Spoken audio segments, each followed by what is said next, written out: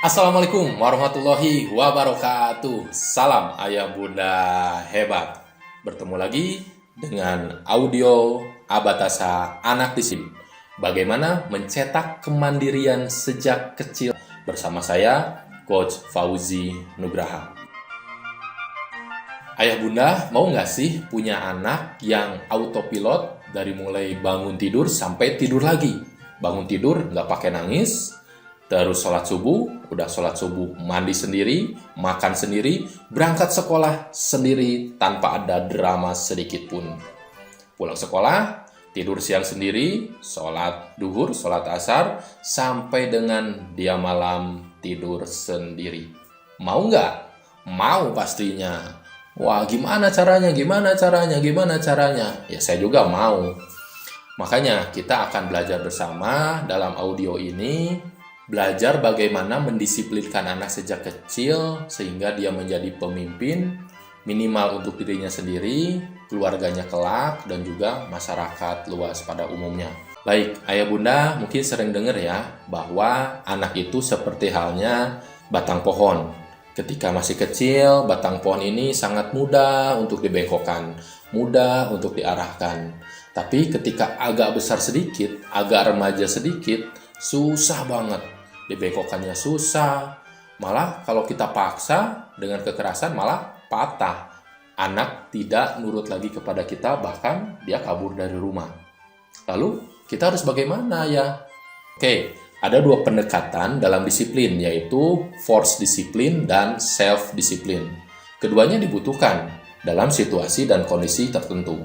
Force disiplin yaitu memaksa anak untuk hidup disiplin agar dia terbiasa dan merasa butuh kelak. Dan self-disiplin yang akan kita bahas dalam audio ini, sebaliknya, yaitu anak digali dulu, dirangsang dulu, agar dia merasa butuh untuk hidup disiplin ini. Nah, setelah itu kita arahkan dengan beberapa metode agar anak terbiasa. Harapannya setelah terbiasa, anak menjadi berkarakter disiplin. Baik, mungkin ayah bunda sudah tidak sabar. Mari kita mulai belajarnya. Sudah siap cemilan teh dan kopinya? Mari kita mulai.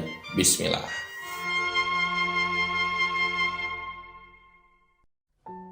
Seringkali orang tua tidak bisa membedakan mana keras, mana tegas. Perasaannya, saya udah tegas loh. Tapi di mata anak, mungkin saja persepsi anak itu adalah keras. Terus di mana bedanya? Kalau keras itu dilihat dari volume suara, emosi yang keluar, itu keras. Kalau tegas dilihat dari peraturannya ditegakkan atau tidak. Dia adil atau tidak, itu tegas. Memang banyak juga orang tua yang tegas dan juga keras. Tapi ada juga yang keras tapi tidak tegas. Seperti halnya kita sering nonton film koboi, dia ngacung-ngacung pistolnya, ngomong terus, ayo, kalau sekali lagi ngomong, saya tembak kamu. Dianya, musuhnya ngomong lagi, ayo, kalau sekali ya tembak kamu. Sampai kapanpun, si koboi ini nggak nembak-nembak. Itu keras tapi tidak tegas. Yang diharapkan anak adalah tegas tapi tidak keras, tegas tapi lembut. Emang bisa? Bisa. Contohnya, kakak, kemarin kan kata kakak kalau mukul adik, kakak gak jajan 1 hari. Bener nggak? Ingat nggak? Oke, karena barusan kakak mukul adik, jadi kakak hari ini gak jajan ya. Oke. Nah, itu tegas tapi dengan lembut, tidak dengan keras. Kebayang ya?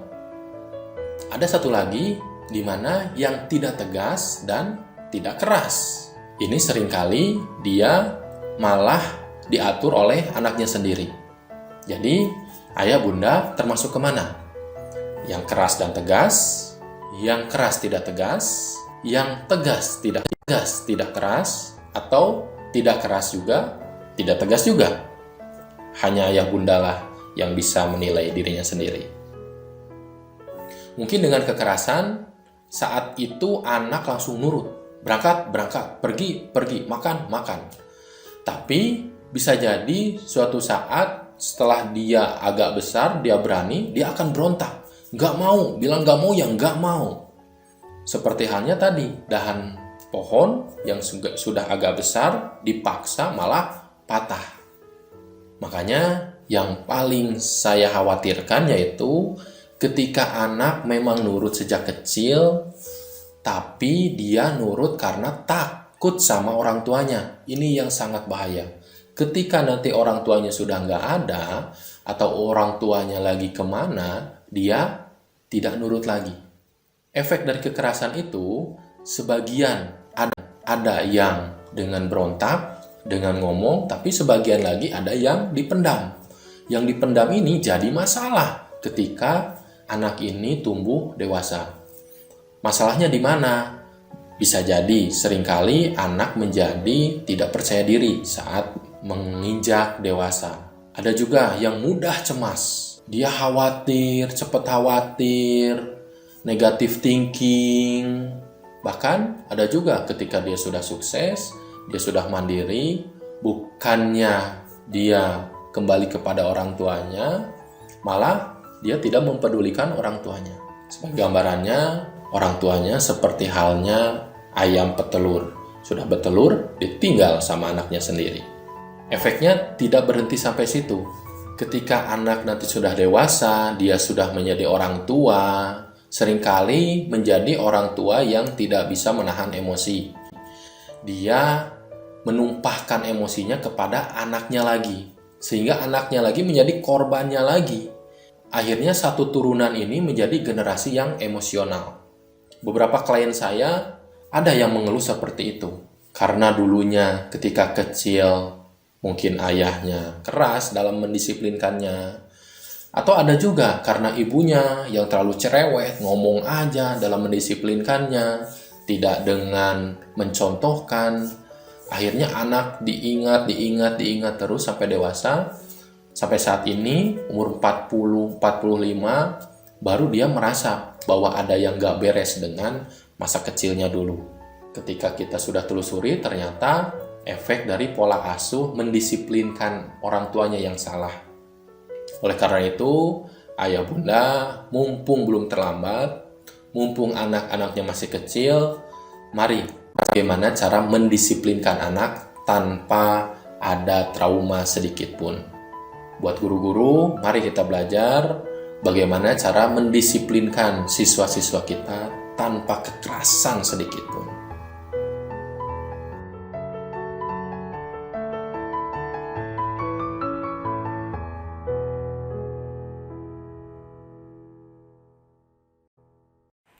Salam ayah bunda hebat.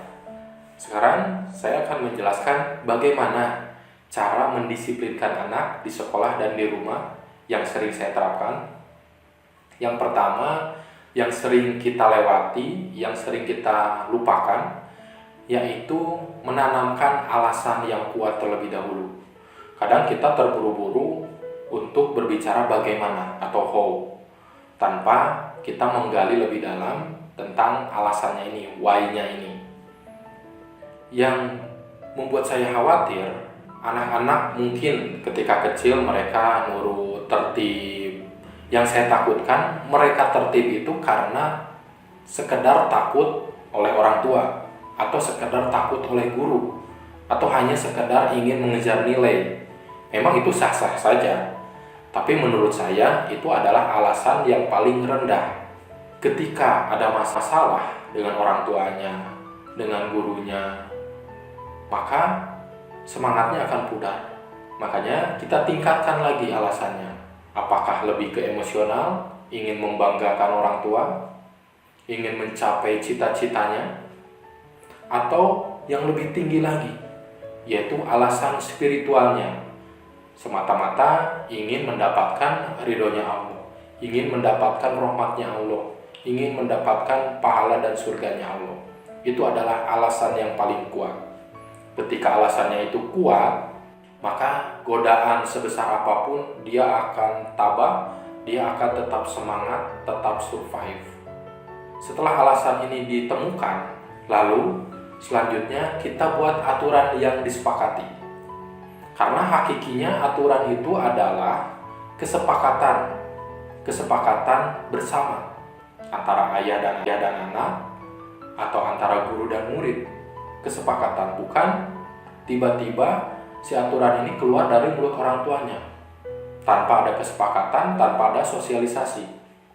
Oleh karena itu, penting anak untuk diajak dialog untuk membuat kesepakatan bersama. Nah, setelah ada kesepakatan, tentukan reward dan punishment-nya. Reward-nya apa? Kalau dia mencapai, punishment-nya apa?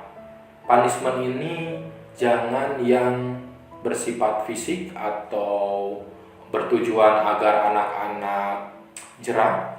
Sebaiknya punishment ini yang mendidik. Kalau yang kami praktekkan, punishment ini bisa seperti istighfar 20 kali, atau menulis surat-surat pendek, ataupun sholat sunnah, ataupun di atas itu bisa punishment dengan mengambil haknya. Apakah uang jajannya dikurangi? Apakah gadgetnya dikurangi? Apakah mainannya yang disimpan? Atau yang lainnya. Punishment bukan untuk membuat dia jerah, tapi ini sebagai pulihan. Dia sudah melakukan dosa, melakukan pelanggaran, dia harus membuat kebaikan yang lebih banyak agar si dosanya ini sedikit tertutupi dengan kebaikannya, dengan pahalanya. Setelah punishment ini disepakati, reward disepakati, aturan disepakati, kita uji coba dulu agar anak bisa beradaptasi. Uji coba beberapa hari, 1 minggu misalnya, atau 3 hari. Jika di boarding school yang kami bina, uji cobanya 3 bulan. Selama 3 bulan ini, aturan disepakati, tiap pasalnya disosialisasikan, dicontohkan, dipraktekkan dulu, baru setelah 3 bulan ditegakkan aturan itu. Dalam penegakan aturan, ini harus benar-benar adil, harus benar-benar tegas, tidak pandang bulu. Ketika si A salah, ya salah. Ketika si B salah, ya salah. Namun yang terpenting bukan di masalah salah atau benar atau punishment-nya. Yang terpenting anak bisa belajar dari kesalahannya atau dari kebenarannya. Ketika anak salah, tanyakan dulu, gimana sih rasanya melanggar? Gimana sih rasanya telat? Gimana sih rasanya mencuri? Gimana sih rasa menyesalnya dia memukul adiknya? Itu yang terpenting. Ketika dia sudah merasakan, apakah itu malu, apakah itu kecewa, apakah itu menyesal, baru kita tanyakan, gimana langkah selanjutnya yang mau dirubah? Sehingga anak belajar untuk memperbaiki dirinya. Hari demi hari terus memperbaiki dirinya, semakin baik, dan semakin baik lagi. Itu yang terpenting, bukan punishment-nya. Dalam menjalankannya pun kita perlu istiqomah, konsisten. Jangan berharap mereka langsung berubah, bahkan berharapnya tidak ada pelanggaran satupun misalnya. Jangan. Justru ketika anak berbuat salah dan melanggar, disitulah proses pendidikannya. Posisikan diri kita sebagai pelatih, bukan sebagai wasit. Dan yang paling penting yaitu keteladanan. Contohkan bagaimana on time, bagaimana memakai baju yang baik, bagaimana berbuat baik. Karena satu keteladanan itu lebih baik dari 1000 nasihat. Siswa dan anak-anak seringkali komplain kepada saya. Kenapa? Karena mereka merasa tidak adil. Ketika mereka ditegakkan aturan, mereka berusaha untuk menepati aturan, tapi di sisi lain guru-guru, pamong-pamong, staf sekolah, tim sekolah itu tidak mencontohi. Kadang guru juga telat, guru juga tidak memakai seragam yang baik, dan lain-lain. Itu yang menghancurkan proses pendidikan kedisiplinan. Begitupun dengan orang tua. Orang tua pun harus mencontohkan. Waktunya sholat ke masjid. Waktunya makan yang baik.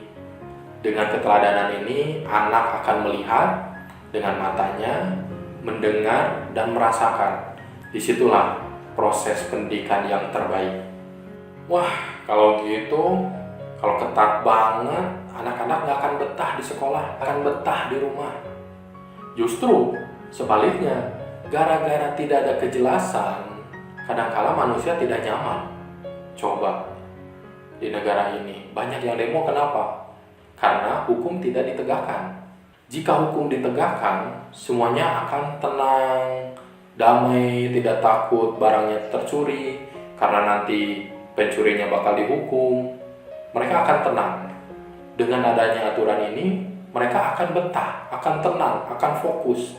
Tidak berpikir yang lain-lain, tapi fokus kepada tujuan mereka.